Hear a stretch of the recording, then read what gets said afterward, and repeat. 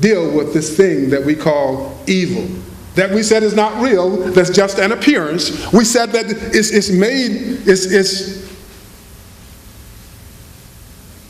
it was made by us. It was made by the world. It's not the truth of us. It's not that ocean, that source. It's not that. How can we rid of it? We said if you resist, it persists and just grows bigger. If you war with it, it just brings on more and more wars. We know that the world has taught us that, hasn't it? From the beginning of time, we've seen that there's nothing but wars. If we want to better ourselves, don't you think that we would change our thinking about how to resolve conflict? But the world don't seem to do that. The world is in a paradigm of resisting. And even now, it's just, you know what's so amazing to me? I read and listen to the news sometime, and when things happen, there was this deal going on now in the Gulf. You know, this big oil spill. Have you heard about that? Yeah. And world consciousness want to go to war about it.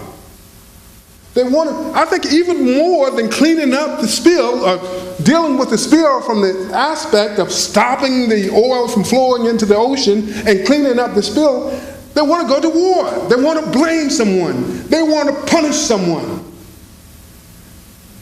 They was telling the president, we want the president to be mean. The president is too calm. But that's working from an old paradigm, isn't it? The idea is to take care of the situation. Why get mean? Why come out and I was listening to some talking head. He said, well, now we got a black president, so now it's time for him to get ghettoish. I never could go out fighting and doing what, I don't know what fully that meant. But that's what they wanted him to do. They wanted him to get angry. And I feel, this is just my take on it, that he's coming out and trying to show that face. But that's not him. Yeah, that's not the way he deals with stuff. I'm not for or against. I'm not saying for or against him. But that's not his nature. But I was reading in the paper the other day, it said, well, he's come out tough on this corporation. And so the people feel a little better. But for us, really, is to resist not evil. That's what we are saying. So suppose we did that. And so the way of not resisting evil is to ignore this paradigm. Ignore this old paradigm, to change our thinking about this paradigm. And move into resolve and move into love and say, we can handle this. And we do equanimity. Go back to equanimity. And equanimity, what we do is, equanimity is sort of the removal of emotions. It's living from a balanced mind. Living from a balanced mind. So, it's like in religious science. In our treatment, we don't deny an evil, we don't deny negativity, but we don't give any emotions to it. We don't give any power to it. It's just there. It's just there. We don't put any emotions to it. And then we speak the truth about the whole situation. No emotions. You got a verdict? You got a health verdict? You know, health verdicts are tough. You can get a health verdict and fear comes in. Evil is just fear.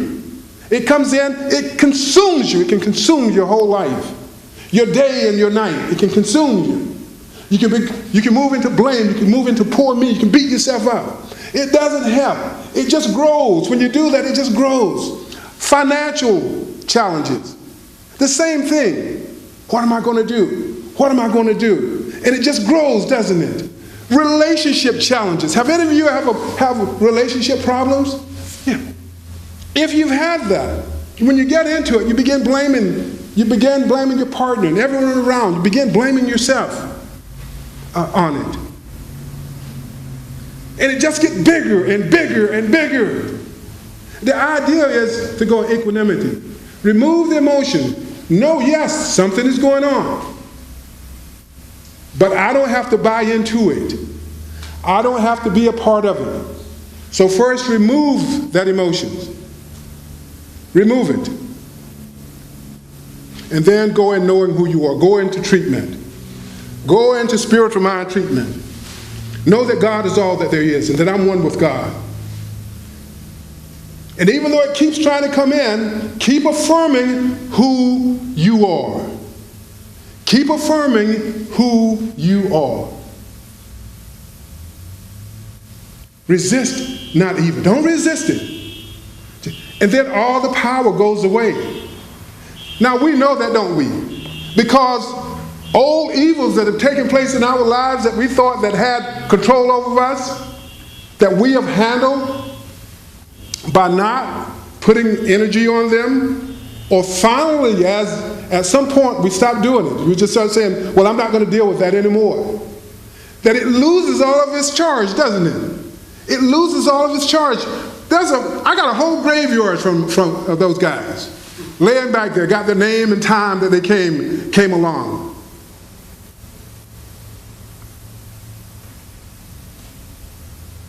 Yes, life is good. And then when we do that, we start treatment. And treatment is like the prodigal son returning home. It's like the self going back to this ocean. It's like the wave returning to the ocean. The ocean, the source, God is standing there waiting. The father, can you see the father when the father coming home with the prodigal son?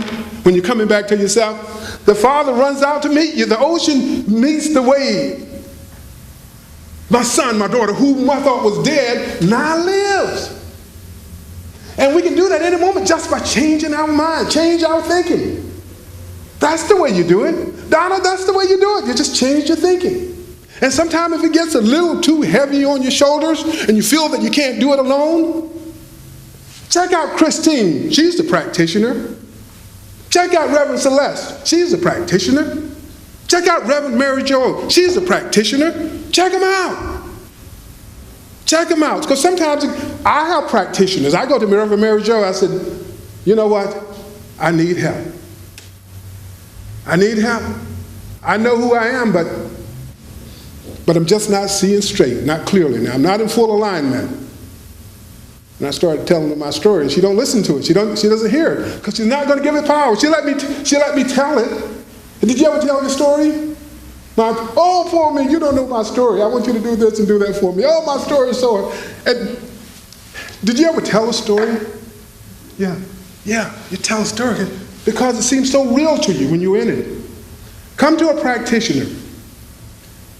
They look at it from an equanimous point of view. They see it, but it has no power. It just lies there. It lies there. You know, that was the song Mona Lisa.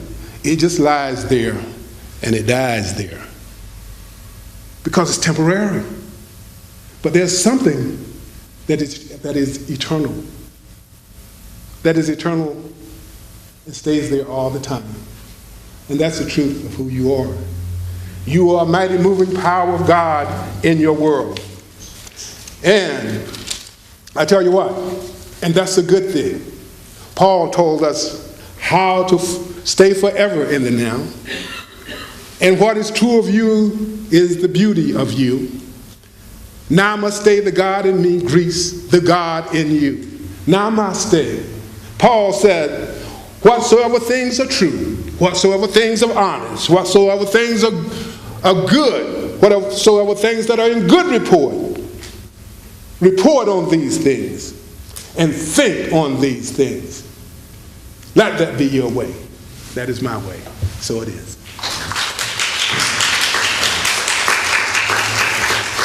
Thank you.